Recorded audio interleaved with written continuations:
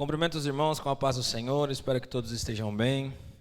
Convido os irmãos a abrirem suas Bíblias no Salmo de número 147, que nos diz assim: como é bom cantar louvores ao nosso Deus, como é agradável e próprio louvá-lo. Até aqui. Irmãos, estamos aqui para juntos adorar o Senhor. Então você aí na sua casa, reúna a sua família e louve a Deus juntamente com um grupo de louvor. Mas antes eu quero orar com você para nós entregarmos esse culto ao Senhor. Feche os seus olhos aí junto com a sua família e ore a Deus. Poderoso Deus e Pai, muito obrigado, Jesus. Damos início a esse culto em nome do Senhor, Pai, na certeza que a Tua presença, a presença do Teu Espírito Santo está em cada lar, em cada família, Senhor. Pai, nos visita, fala conosco nesta noite, usa a vida do mensageiro para falar conosco, meu Pai, é que eu te peço, em nome de Jesus, receba o nosso louvor, receba a nossa adoração, Pai, é que eu te peço, em nome de Jesus, amém, Senhor.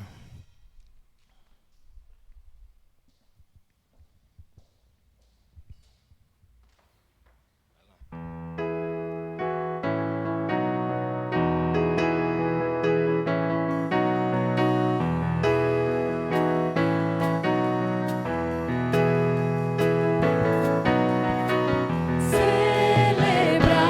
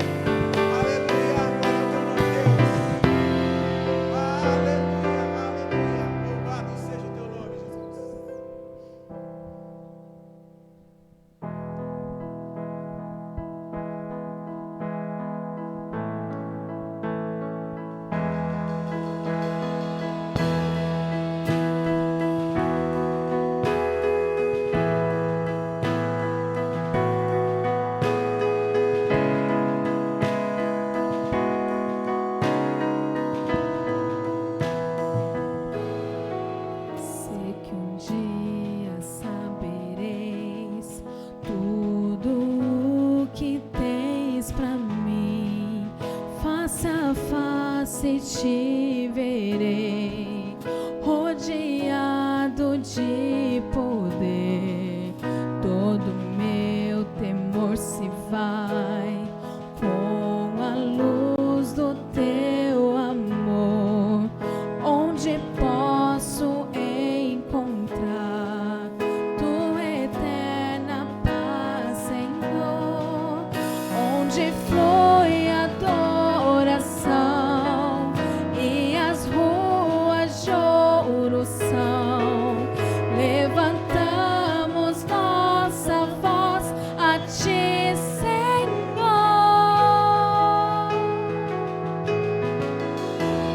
Sem pranto, angústia e dor, sem morte, comigo estás, comigo estás. Sem noite, sem aflição, sem culpa, comigo estás, comigo estás.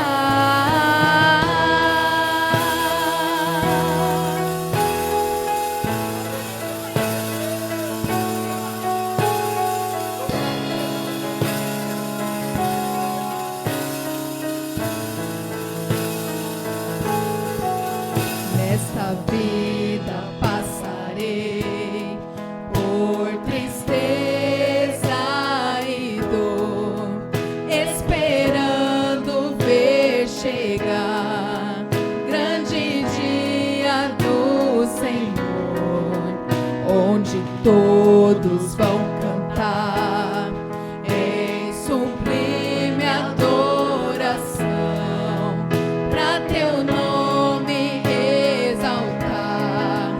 Sei que o dia chegará, onde reina eterna paz, não há guerras nem temor. Levantamos nossa voz a ti, Senhor. Sem pranto, angústia e dor, sem morte, comigo estás, comigo estás. Sem noite, sem aflição, sem culpa, comigo estás, comigo estás.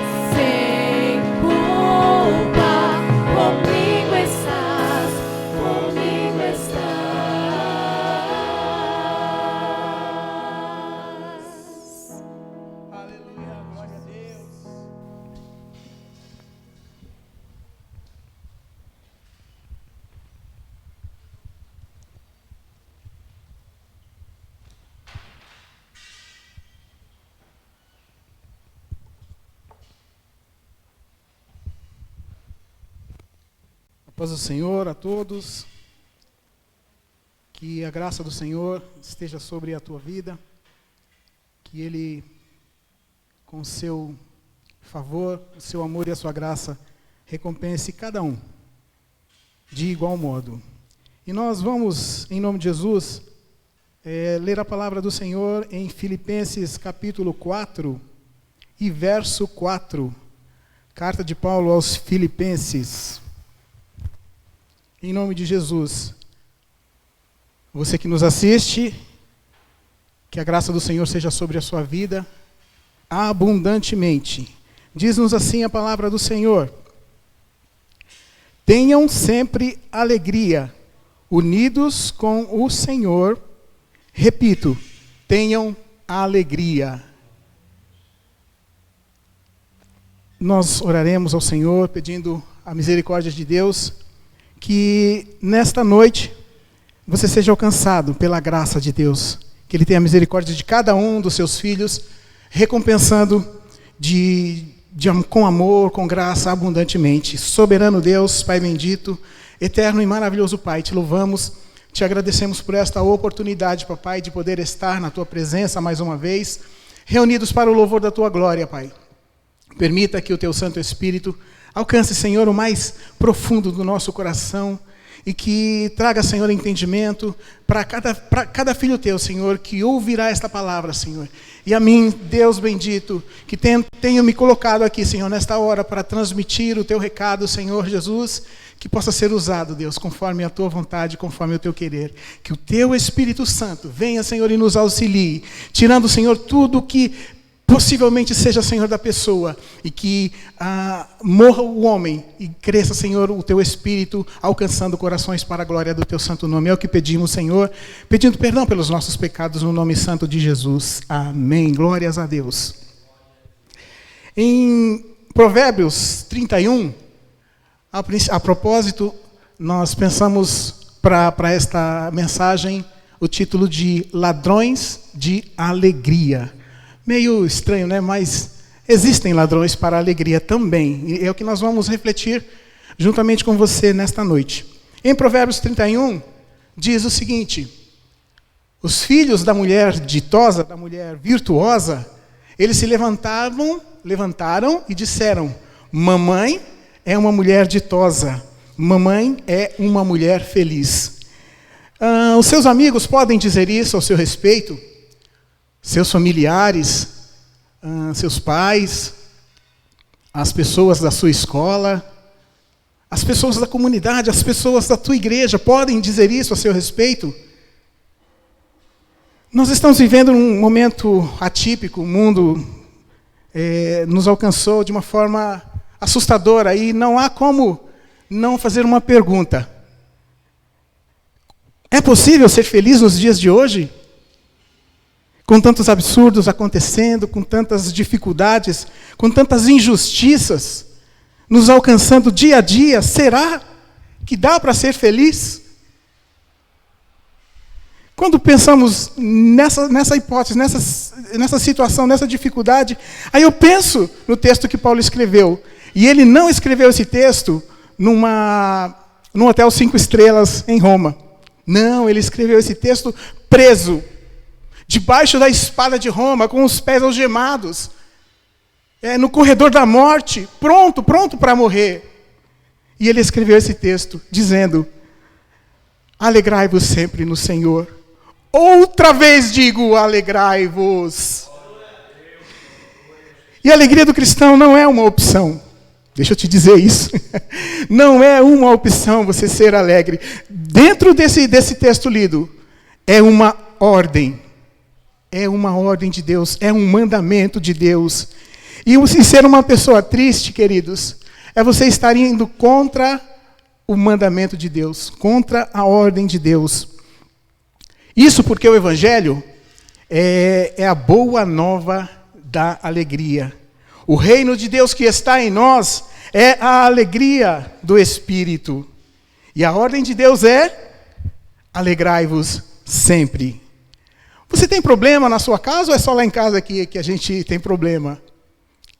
De vez em quando a grana fica curta na tua casa ou é só na minha casa aqui, que ela fica curta. E quando Paulo diz, alegrai-vos sempre, ele está querendo dizer que a alegria do cristão, além de ser imperativa, ela é ultra circunstancial. Não depende das circunstâncias. E a alegria do cristão é uma pessoa. A alegria do cristão é Jesus. E uma pessoa que não tem Jesus, ela é uma pessoa triste, é uma pessoa infeliz. Por isso a alegria do cristão ela é imperativa, ultra circunstancial e cristocêntrica. Sabe, a gente não precisa ser um entendedor da alma humana para entender, para ver que nem todos os cristãos salvos em Cristo vivem esta alegria, vivem o prazer de estar na presença de Deus. Basta olhar, sabe, no olhar, conversar com as pessoas, a gente percebe que tem um quê de tristeza na vida do ser humano. E aí fica a pergunta, e eu tenho plena certeza, como nós dissemos com relação ao título, alguém está roubando a alegria. Alguém está saqueando a tua alegria. E a gente vai lá para 1 Samuel 30, quando Davi voltava de uma possível guerra, ele não guerreou, mas ele voltou de uma possível guerra e encontrou a região onde ele estava morando saqueada, queimada, todas as casas queimadas, todos os bens roubados, as mulheres, as crianças, os seus filhos, todos os filhos dos homens que estavam com Davi, todos foram levados pelos amalequitas. E aí ele chorou amargamente, ele se lançou em terra e chorou amargamente, e perguntou para Deus, Deus, seguirei o bando? Alcançá-los-ei e trarei de volta os meus? Deus falou para ele prontamente, sim, erga-se, você vai alcançar e vai trazer de volta tudo o que foi roubado. Queridos, Deus é um Deus de restituição. Restituição. E Ele está pronto para restituir a tua paz, a tua alegria, o teu casamento. Ele está pronto para restituir tudo isso. Mas hoje nós precisamos perguntar, quais são? Porque existem. A Bíblia, ela não mente. E nós vamos juntos examinar esta verdade contida no livro de Filipenses. E ela nos mostra ladrões de alegria. Paulo, quando escreveu a carta, e eu entendo que é uma carta da alegria, porque ele mostra as situações que nos roubam a alegria e traz uma certeza de como vamos vencer estas situações. E no capítulo 1, verso 12, capítulo 1, verso 12 de Filipenses, nós vamos ver o primeiro ladrão. 1:12. Meus irmãos, eu quero que vocês saibam que as coisas que me aconteceram ajudaram de fato o progresso do Evangelho. As coisas que me aconteceram e as coisas que nos acontecem, o que são? As circunstâncias desta vida. Este é o primeiro ladrão que, porventura, pode roubar a nossa alegria, a nossa paz. E ela não manda recado, não manda um WhatsApp, não manda, sabe, não é assim avisado quando ela vai chegar. É de momento, é uma doença inesperada, é um divórcio traumático, circunstâncias que nos acontecem, uma traição amorosa, uma perda financeira radical, um fato que chega, de repente mexe, dá uma sacudida na gente, mexendo com as nossas entranhas, transtornando tudo que até então estava calmo, aparentemente calmo na nossa vida. Pensa numa situação, o pai, a mãe cria o filho, a filha, com maior carinho, amor, atenção, zelo, e aí chega próximo ao casamento, a filha prometida vai ser entregue ao futuro esposo, e ela na expectativa de que vai ter um relacionamento lindo e maravilhoso, encontra, depois do casamento, um cidadão cruel, infiel. Cuidado. Cuidado, isso pode roubar a alegria. Você trabalha incansavelmente, investe, forma um patrimônio, luta para alcançar as coisas, e aí uma situação impensável, um momento impensável na sua vida, você coloca tudo isso a perder. Muito cuidado, isso pode roubar a alegria.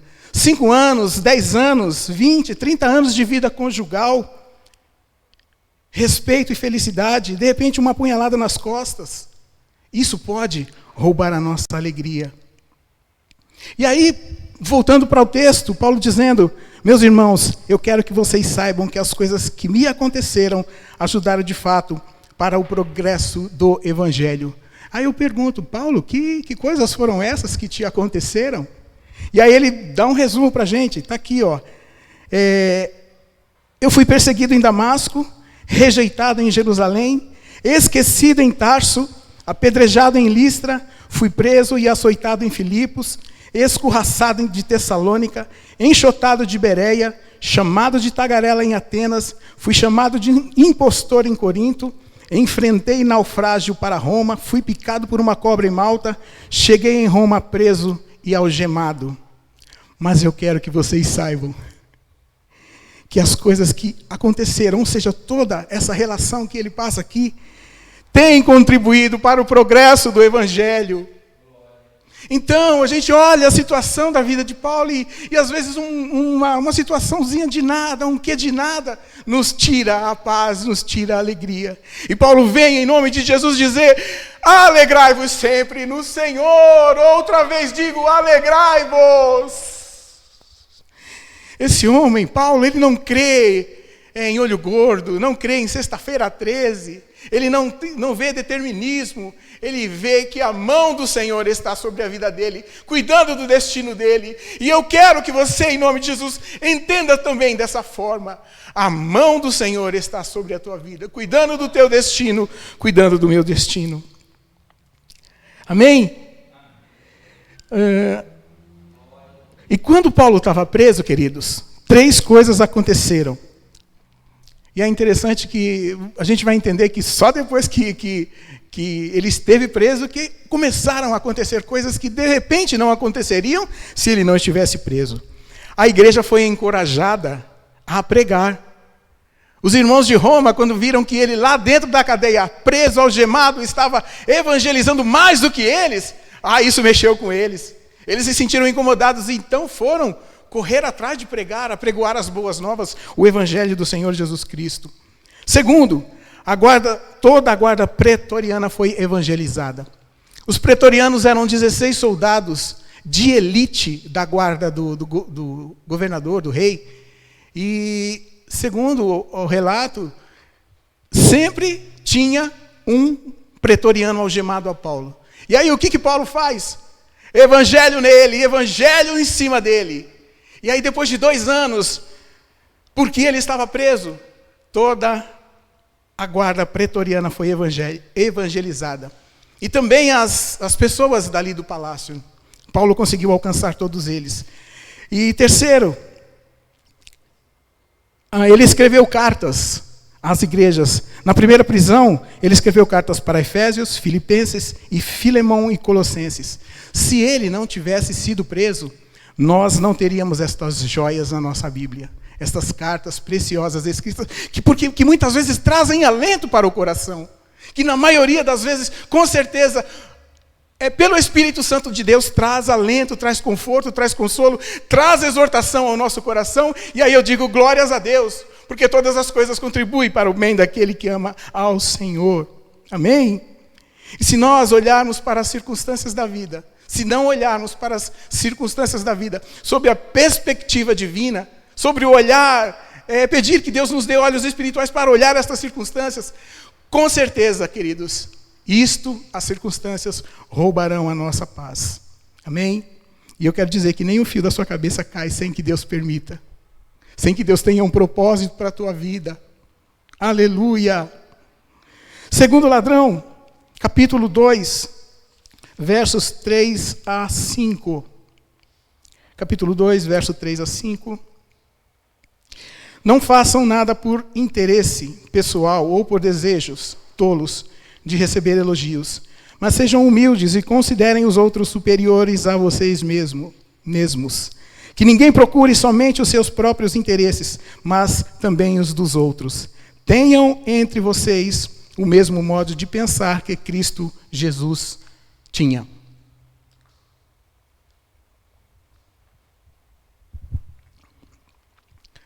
O segundo ladrão, as pessoas. Infelizmente, queridos, as pessoas nos fazem chorar mais do que as circunstâncias. Nós decepcionamos as pessoas e as pessoas nos decepcionam. E é impossível nós termos uma vida saudável, uma vida dinâmica, uma vida alegre, sem o exercício do perdão. Nós erramos, mas o perdão é vital. Eu sei que é complicado, é difícil perdoar, mas é necessário, o perdão é necessário. Se não houver perdão, a gente não pode adorar a Deus, a gente não pode levar a nossa oferta diante do altar. Jesus está dizendo isso, é o Senhor Jesus que está dizendo isso na sua palavra. Se você não perdoar, você não pode adorar, você não pode trazer a oferta diante do altar. E a gente adoece espiritualmente, adoece fisicamente, adoece emocionalmente.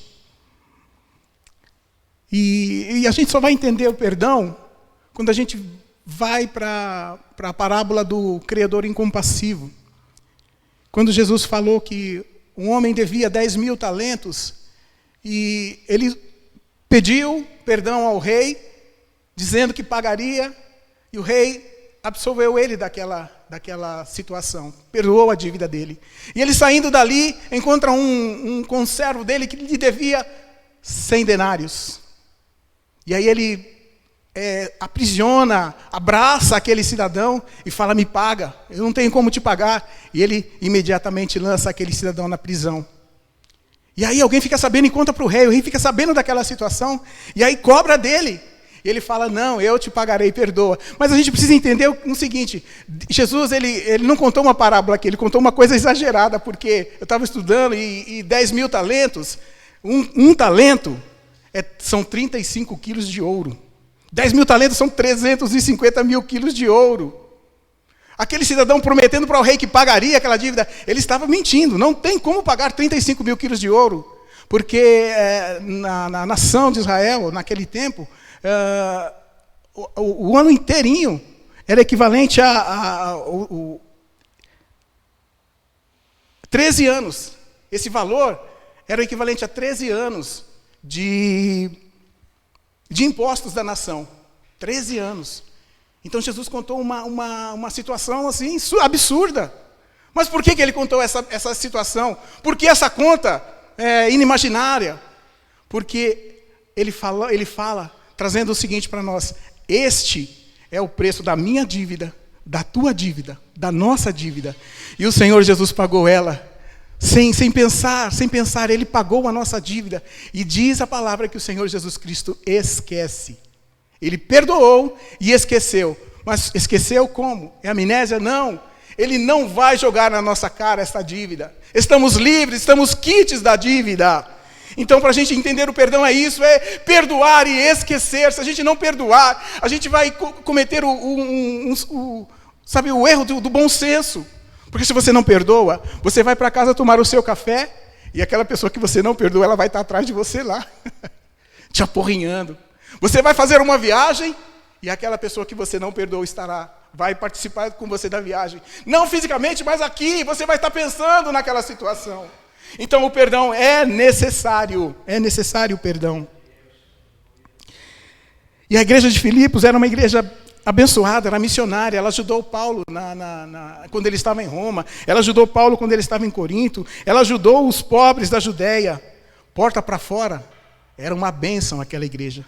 Porta para dentro, era problema. E tinha gente que dava, assim, o relato é que tinha gente que conseguia fazer, causar ânsia nos irmãos. E Paulo, diante de tudo isso, ele diz: tenham entre vocês o mesmo modo de pensar que Jesus Cristo teve. Diante de tudo aquilo que a igreja de Filipos estava vivendo, Paulo fala: tenha o mesmo modo de pensar que Cristo Jesus teve. Ou seja, o perdão que Cristo ofereceu na cruz do Calvário, escarnecido, cuspido, moído pelas nossas transgressões, ele falou: Pai, perdoa, porque eles não sabem o que fazem. Então nós temos, queridos, para não perder a alegria, para que não seja roubada a nossa alegria pelas pessoas, exercer o perdão, porque é mandamento de Deus. Amém? Terceiro ladrão. Deixa eu achar aqui. Terceiro ladrão, capítulo 3, verso 19. Em nome de Jesus, verso 19 do capítulo 3.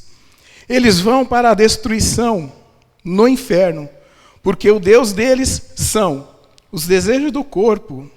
Eles têm orgulho daquilo que devia ser uma vergonha para eles e pensam somente nas coisas que são deste mundo.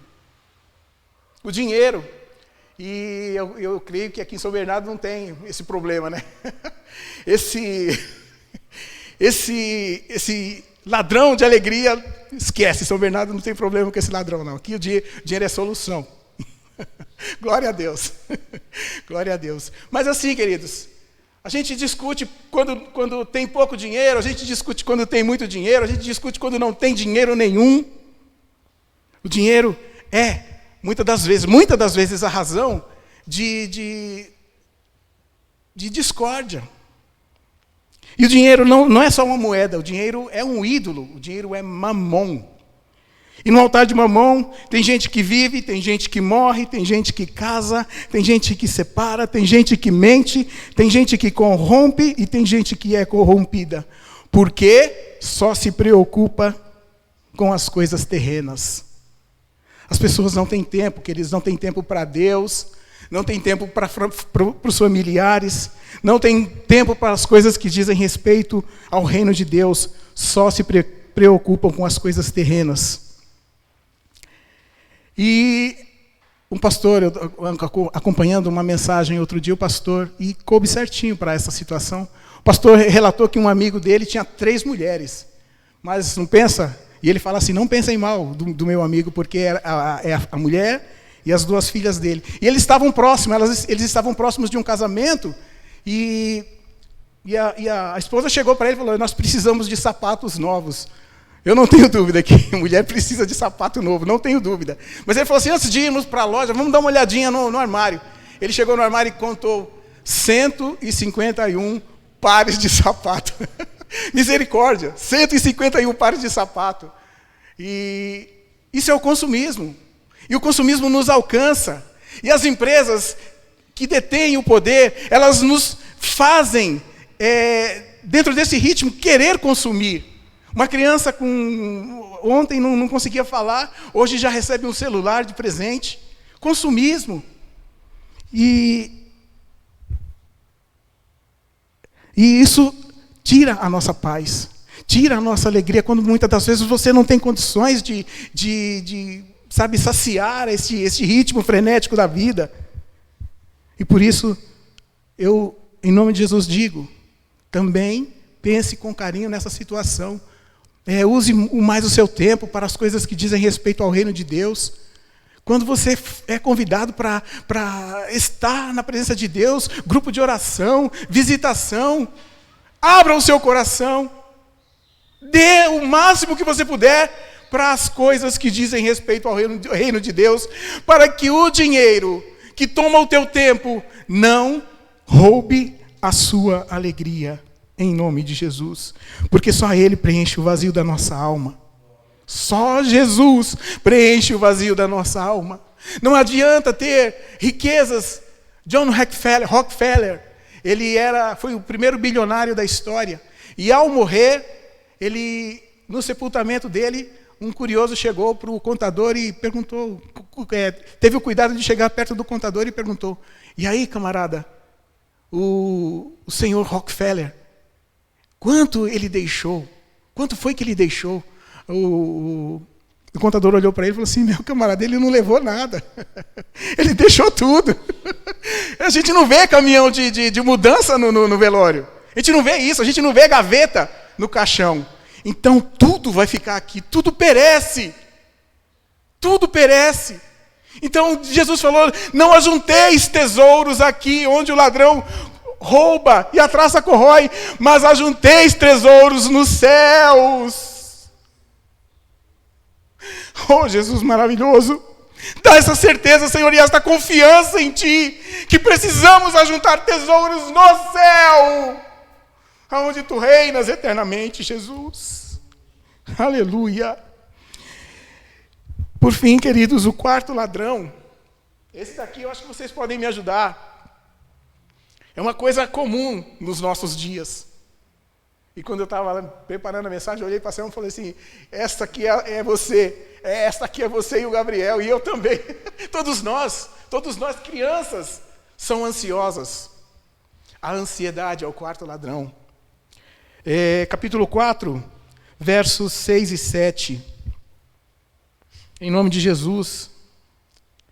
Não se preocupem com nada, mas em todas as orações peçam a Deus o que vocês precisam e orem sempre com o coração agradecido. E a paz de Deus, que ninguém consegue entender, guardará o coração e a mente de vocês, pois vocês estão unidos com Cristo Jesus. Ansiedade, queridos. Uma pesquisa feita diz que até as crianças andam ansiosas. E eu lembro que é maravilhoso quando tudo se ajunta e coopera para aquilo que o Senhor quer que ouçamos e apregoemos. Há muito tempo atrás, anos atrás, lá em Santo André, eu me aproximei de um grupo de adolescentes, e aí me dirigia uma menina que eu era muito querido, né? Muito querido, e me dirigia a ela e falei, Vidão, hein, filha? Ela olhou para mim séria assim, falou, você que pensa? Uma adolescente, estava estressada. O senhor é que pensa, 12, 13 anos, ansiosa, as coisas da vida, as circunstâncias da vida, deixando uma pessoa de 12 anos ansiosa.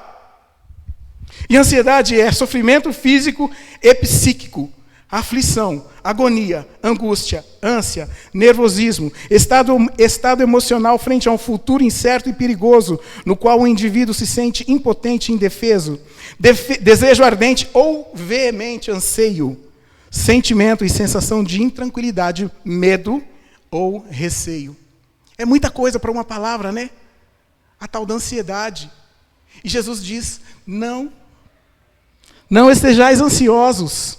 Não estejais ansiosos, porque nem um fio da sua cabeça, né, seu cabelo, ou a ansiedade não poderá adicionar à nossa vida 15 côvados ou 45 centímetros, é um negócio assim.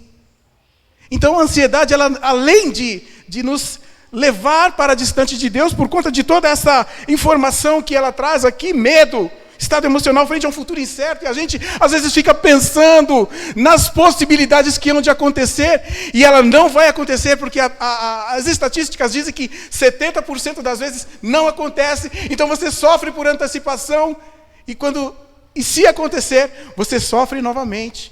A ansiedade nos tira a paz. E a recomendação é que não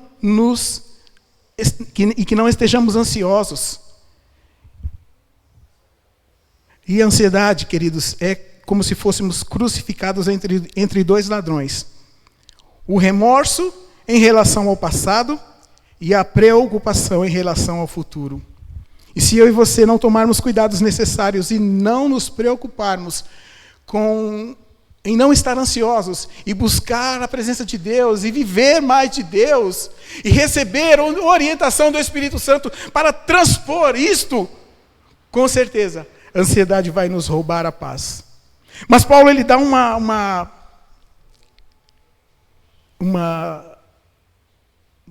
como eu diria, uma possibilidade para vencermos a ansiedade. Ele fala assim, aqui no versículo,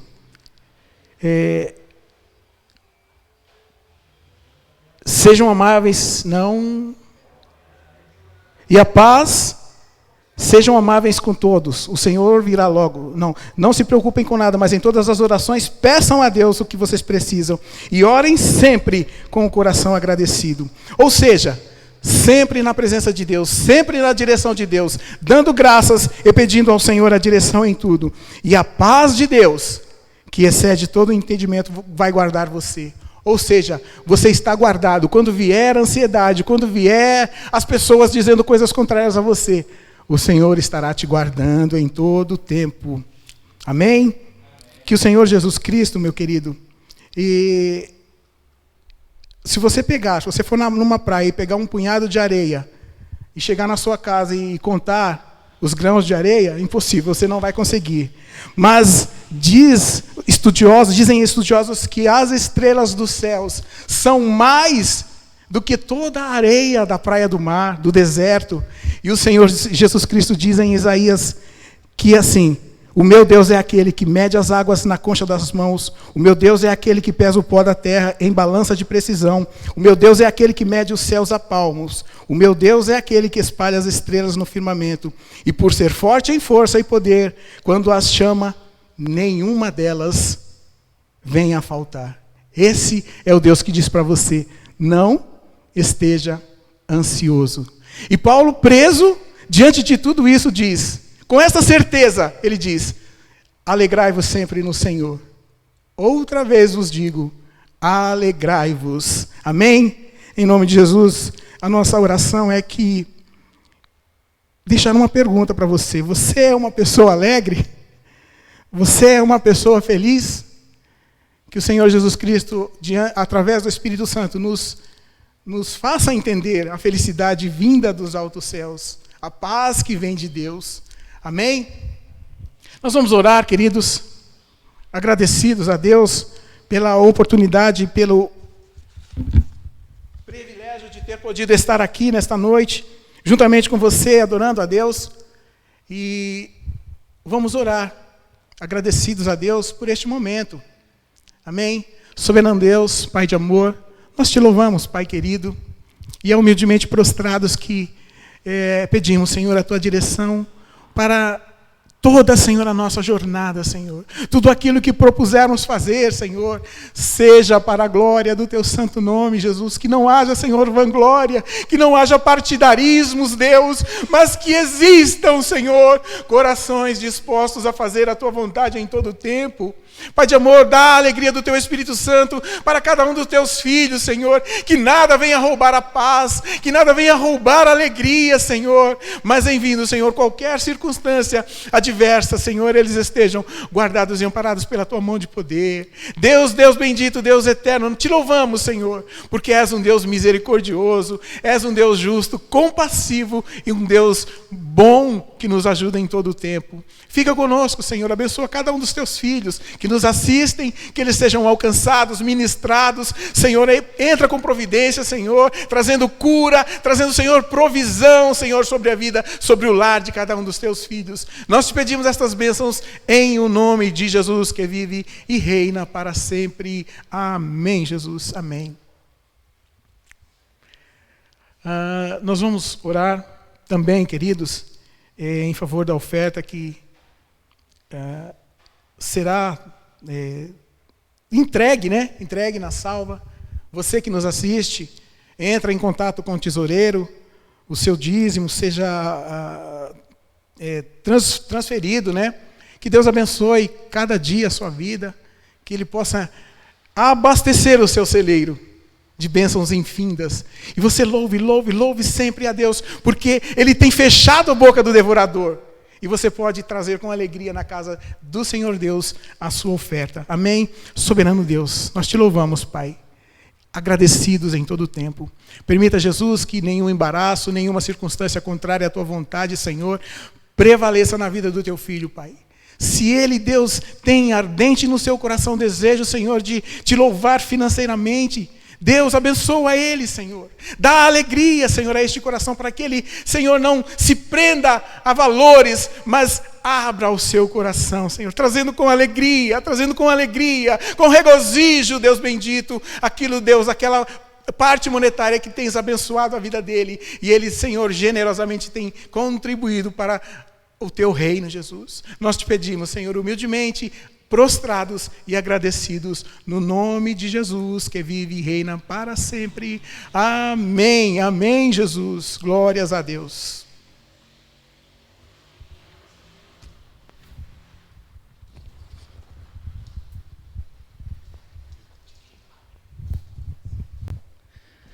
Glória a Deus por isso. Estamos chegando ao final de mais um culto.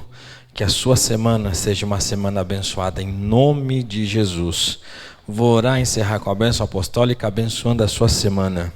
Poderoso Deus e Pai, muito obrigado pela palavra desta noite. Creio que o Senhor tocou nos nossos corações, em cada família, em cada lar, meu Pai. Em nome de Jesus, Pai, abençoa. Nos dê uma semana, Pai, a última semana do ano. Que o Senhor nos dê a última semana cheia da Tua bênção, da Tua graça e da Tua misericórdia, Senhor. Fica conosco, é que eu te peço em nome de Jesus. E que a graça de nosso Senhor e Salvador Jesus Cristo, e o grande amor de Deus Pai, e a comunhão e as consolações do Espírito Santo permaneçam com todos nós, hoje e sempre. Amém. Meu irmão, minha irmã, um forte abraço, fica com Deus, uma excelente semana em nome de Jesus.